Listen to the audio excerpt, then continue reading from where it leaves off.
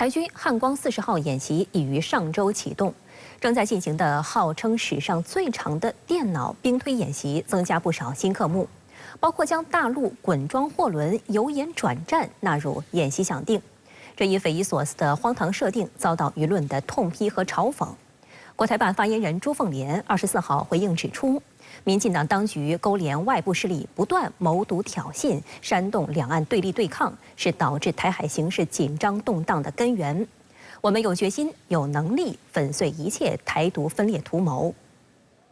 台军汉光40号演习第一阶段电脑辅助指挥所演习及电脑兵推演习已于19号开始进行。台军方此前透露，这次兵推以灰色地带侵扰、对台封锁及由沿转战快速犯台等可能行动为响定场景，以近年兵推研讨所得的备战指导，运用联合战区层级模拟系统推演平台，实施8天7夜连续24小时对抗演习。台媒称，过去汉光军演的兵推7成大概都是5天4夜，所以今年可谓是史上最长的一次。此外，汉光40号演习第2阶段实兵演练将于7月22号至26号实施。台军届时将依托防卫作战响定及进程，由各军种战略执行单位在本外岛海空域及作战责任地境，结合全民防卫动员演习，实施5天4夜全员全装部分实弹演练。其中值得关注的是，台当局海巡部门继去年派船参与实弹射击演习后，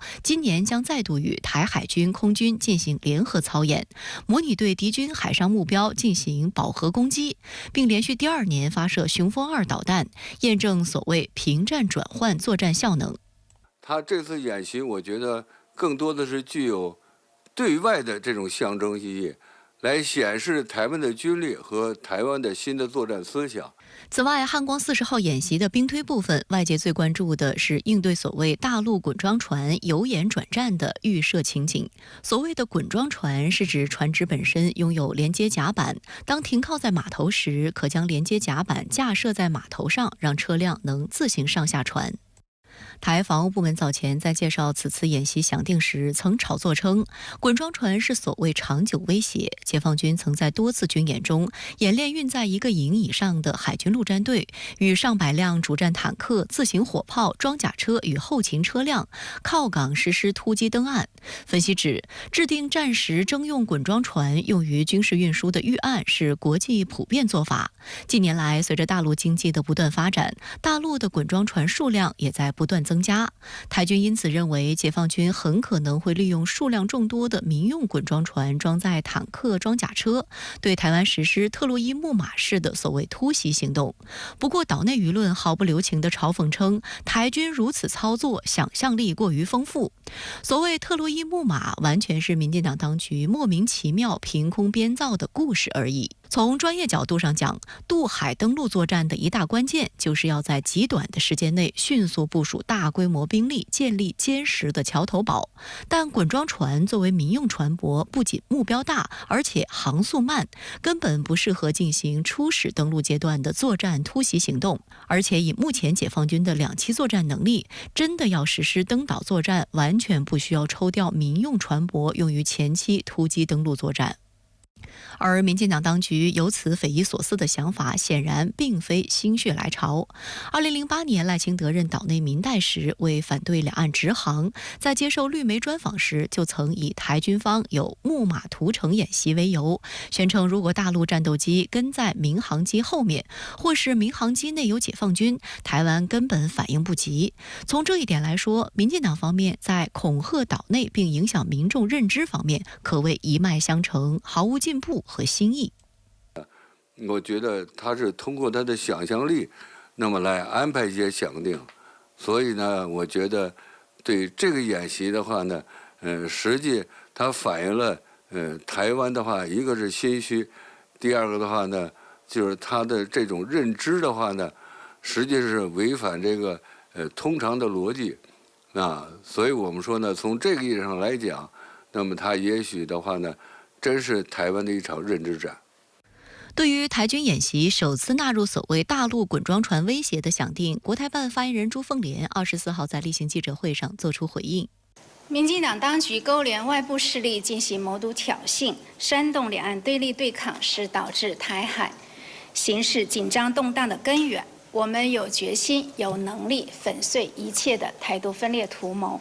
另据台媒报道，台防务部门负责人邱国正早前证实，美军会派观摩团参与此次汉光40号演习。事实上，美军已成为台军汉光系列演习的常客，几乎每年都会有退役将领率团观摩。但今年的背景显然更为复杂。一方面，演习是在台湾地区领导人520交接前，而民进党当局至今拒不承认9·2共识，并勾连外部势力，造成了当前台海的紧张局势。另一方面，当地时间4月23号，美国国会参议院投票通过一项价值950亿美元的对外援助法案。法案当中包括向印太地区提供约81亿美元，用于在台湾地区和印太地区抗衡中国大陆。而该法案20号已经在美众议院获得通过，接下来将由总统拜登签署成法。早前台防务部门曾对此表示感谢，并宣称该法案中19亿美元指定供美国防部用于协助台海等地区，充分展现美方对台坚若磐石的支持。在回答深圳卫视有关提问时，发言人朱凤莲指出，美国国会有关议案塞入涉台内容，向台独分裂势力发出错误信号，敦促美方以实际行动兑现不支持台独的承诺，停止以任何方式武装台湾。要和平，不要战争；要发展，不要衰退；要交流，不要分离；要合作，不要对抗，是台湾的主流民意。民进党当局罔顾民意，甘当外部势力以台制华的棋子，把台湾带向危险境地。我们正告民进党当局，妄图以武谋独、依外谋独，注定失败。外交部发言人王文斌同一天也对美参议院通过所谓援台法案回应表示，美台强化军事勾连不会给台湾带来安全，也挽救不了台独注定失败的命运，只会推高台海紧张局势和冲突对抗的风险，终将是搬起石头砸自己的脚。中方将密切跟踪有关法案动向，采取坚决有力措施，维护自身主权、安全和领土完整。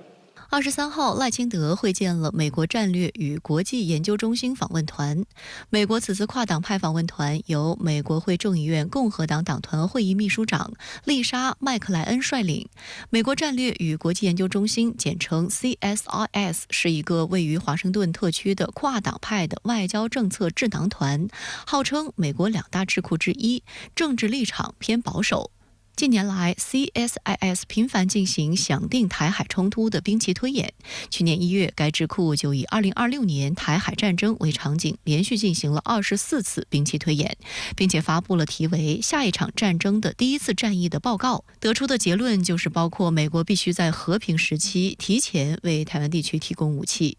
而包括洛克希德马丁公司在内的美军工巨头都是这家智库的重要金主，借所谓兵推谋取巨额军火利润的目的非常明显。事实上，美国瞭望新闻网2020年曾刊登长篇报道指出，民进党当局长期向美国5家大型智库提供资助，其中 CSIS 获得的资金最多，超过50万美元。事实证明，包括 CSIS 在内的美智库已成为美台军事勾连的重要一环。上海战略学者赵宗久对深圳卫视记者表示，美国战略与国际研究中心多次搞涉台海的兵棋推演，而此次选择在台军汉光40号军演兵推阶段赴台，有着很强的下指导棋的意味。但同时 CSIS 作为美国最主要的智库，此次不排除会对赖清德接下来的两岸政策进行干预和影响。为了防止事态发生变化，也是在提醒赖清德在520就职的时候的话呢，要考虑到的话呢，对于整个地区的稳定性，不要破坏美国在台湾问题上的大局。值得注意的是，赖清德在会见美智库访问团时表示，未来将秉持理性审慎的态度处理两岸关系，坚决维护台海和平现状。在此前，赖清德已经公布了数波其团队的人事名单。外界注意到，赖清德于本月17号当面邀请台行政机构副负责人、曾担任桃园市长的郑文灿出任肩负两岸民间交流重任的海基会董事长一职，并获得了对方首肯。知情人士称，郑文灿常年对两岸关系展现出相对温和的态度，赖清德或许希望通过这一人事安排，让大陆感受到台方的善意。对此，国台办发言人朱凤莲表示，“9·2共识是两岸关系发展的政治基础和台海和平稳定的定海神针，是海协会与台湾海基会授权协商和联系机制的前提。”无论什么人担任台湾海基会的负责人，两会协商机制能否恢复，关键在于台湾当局是否承认体现一个中国原则的“9·2共识”。520快到了，那您对赖清德最近的表态及台海整体局势走向有什么看法吗？赖清德最近在和美国代表团会见的时候，表明了一个相对温和的态度，这可以看作是他对520就任的一个事前表态。当然了，这不仅是说给美国人听了，也是说给所有人听的。大家当然也都会听其言而观其行。赖清德这个态度啊，包括台海局势的整体走势，其实都是基于目前的3大现实形势背景的。第一，是今年年初台湾选举所呈现的，岛内60%以上选民要求下架民进党，反对台独制造动荡的这种基本民意诉求。而且呢，在立法院等形成了民进党朝小野大的跛脚式的这种政治格局，这是岛内的基本形势背景。第二呢，就是在两岸之间早已形成的由大陆方面全面掌控台海局势的主动权、主导权和塑造权的基本政治格局。那伴随着民进党的弱势执政和大陆方面硬得更硬、软得更软的积极作为呢，那两岸之间的这种力量关系对比就更显得突出。第三呢，就是中美关系正在止跌企稳，尽管有美国大选的负面影响，但是中美不冲突、以和为贵，正在成为中美双方第一位的共识。如果说中美的相互认知是第一粒纽扣，那么这个第一粒纽扣里边的第一个重要标志就是中美不冲突。美国所谓建立护栏，其实也是这个意思。而这里所说的不冲突和以和为贵的最重要表现，首先就是台湾，因为在其他问题上，中美之间都不大可能发生重大的冲突风险，只有台湾问题可能会成为中美摊牌的一条红线。所以，中美走向缓和是台海局势的大背景。在这样的大背景下呢，赖清德做出上述的表态，那就不足为奇了。其实啊，有关台海的局势，在今年选前我就曾经预测，即使非绿阵营胜出，由于中美大环境等复杂因素的制约啊，两岸关系也不一定就那么乐观，就一定能够马上走上全面缓和、和平统一的这个轨道。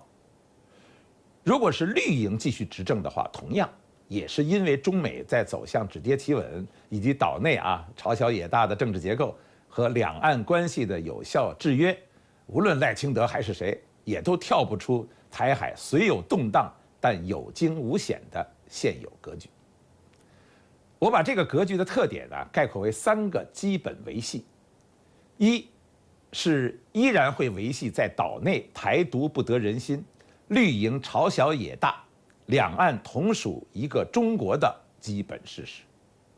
二是依然会维系两岸关系虽有动荡，但坚持和平发展、融合发展、遏制台独的基本格局；三是依然会维系中美涉台事务风波不断，但中方始终会掌握着台海局势主导权、主动权、塑造权的基本关系框架。一些台独分子和外来势力的干扰破坏，其实改变不了这3个基本维系的框架格局。